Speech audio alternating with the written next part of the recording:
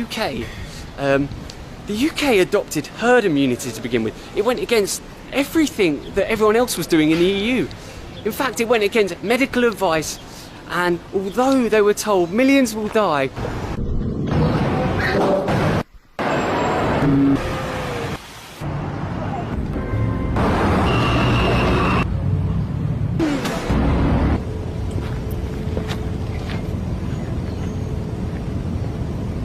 Malaysia is the safest country in the world, and I think, to be honest, you just got to look at how it dealt with coronavirus to see that.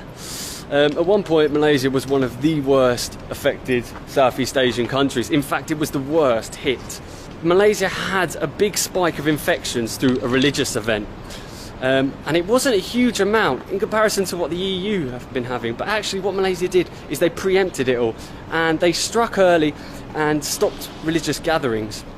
They then put the country into lockdown, and that lockdown was enforced by the police, and they enforced rules by fining people that were going out on the streets under the MCO.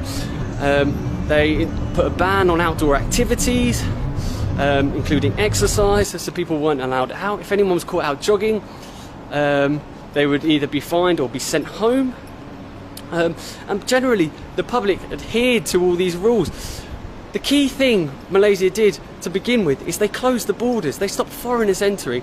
They stopped interstate travel to stop infections travelling across the country. And they put restrictions on transport, such as 1 metre between each person, 1 person per grab. Only the head of the house was allowed out to get food.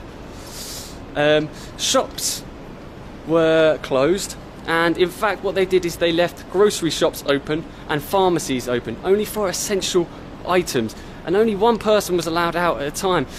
So that meant that there was a real low number of people out on the streets at any time. People weren't allowed to do exercise, so there was none of that. And this lockdown wasn't just 2 weeks, 3 weeks. This was a 3-month lockdown with a number of different phases, basically heightening restrictions when conditions got worse and reducing restrictions when things got better.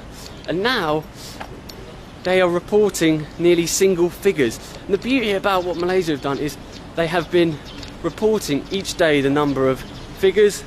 They've also been implementing, at all malls they had hand sanitizer. They took your name and your details, they took your passport down, they took your phone number down, so in case there was any outbreaks they would contact you. In some places they put enhanced security down to lock down where there had been cases. They would cordon it off and ensure that that area didn't leave their area.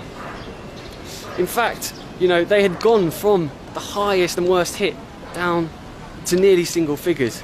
So it's become one of the most successful countries. In fact, it's had one of the highest recovery rates in Asia, or in the world even, from COVID-19. Got to look at the UK to see that, and where we're from. You know, from Italy and from the UK. I mean, the UK adopted herd immunity to begin with. It went against everything that everyone else was doing in the EU. In fact, it went against medical advice, and although they were told millions will die, they thought this herd immunity would work. But in fact, after a few weeks and the infections became out of control and the NHS, their hospital system, started to get overloaded, they tried to change up the plan and go with a lockdown system. But of course, the lockdown system was, you know, a little too late, and already the infections were spiraling out of control. And then in this lockdown, the lockdown wasn't enforced like it was in Asia, or in Malaysia for that reason. They had a partial lockdown in the sense where you were allowed to go outside and exercise.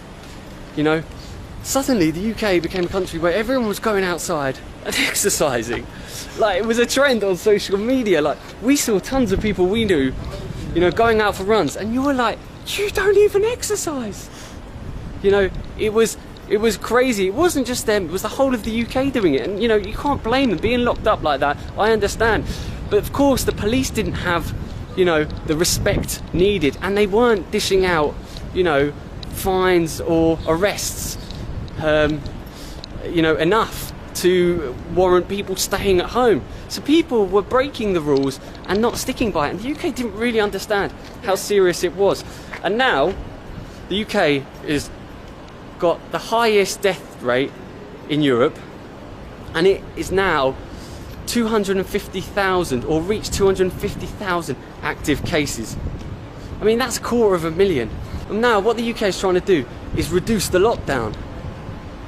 And by reducing the lockdown, they're trying to save the economy. But of course, you've got 250,000 cases active, you know, and the NHS, you know, is in a bad way trying to deal with all these cases, you know. And you've just got to compare the numbers to what Malaysia has done to realise that the UK hasn't implemented the system like they have. And, you know, it all came too late, and the situation in the UK is really bad. I mean, you know, it's quite a similar situation, or it was quite a similar situation with Italy. Yeah, Italy is quite different actually, I say, but mostly because Italy was the first country in Europe where coronavirus spread so quickly. So Italy didn't really have advice from any other countries in Europe for Italy. The full lockdown in Italy didn't start until around mid-March, which is quite a lot if you consider the first case appeared around end of January, 1st of February, so it was about around 6 weeks that Italy was under some kind of partial lockdown that only took place in the northern part of Italy. But it wasn't even that strict in the sense that people were allowed, some point were allowed to travel. And people actually travel across Italy, and that's what like trying to like reach their families and you know, go to the holidays. They spread it even more then. Yeah, that's what actually contributed to spreading in Italy, I believe. All these people moving because they started panicking, and that's how the situation actually worsened in Italy. And only then they decided to like do this full lockdown. But yeah, similar to the UK, even then the lockdown was not as respected as here for sure. Like people were advised not to. People were not allowed to actually leave their homes and all that technically, but some people obviously didn't really observe these rules, so they did still leave the house, and you know, they did not. A lot of people did like meet in groups. Everything that should have not been done was not taken as seriously as here for sure, because we've seen it here, and I have family at home. We know people. We know what's happened in Italy. I was closely following the situation, and I can tell here the situation is way different. We wish that, you know, the UK and Italy had adopted a similar stance to Malaysia, and, you know, preempted coronavirus in that sense, and actually enforced the lockdowns earlier, but also better. I think it was all a case of like too little, too late in Europe. Yeah. In literally every country, everything came too late.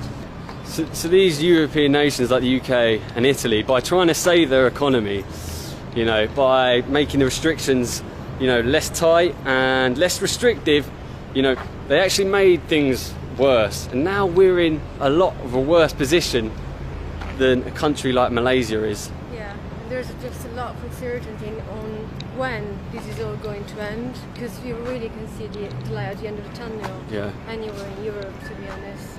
Italy is getting better, but still restrictions are being lifted, and I don't want to say anything because I hope it's not going to happen, but I'm worried the curve might go up again, because this is possible, because it's a bit premature what is happening. You know, both those countries being our home countries, it's quite difficult for us to watch, you know, yeah, and see that unfold. But, you know, at the same time, be blessed and feel lucky that we're in a country like Malaysia where things have been handled so well. So yeah, I mean, what I want to end on is, Malaysia, can we borrow your health minister and take some advice from your government, because they have done an absolutely amazing job. We need the attitude of your people as well to help our countries, because I tell you what, you know, we are really struggled with it. But also, finally, we just wanted to say, you know, that's why we think Malaysia is the safest country in the world at the moment.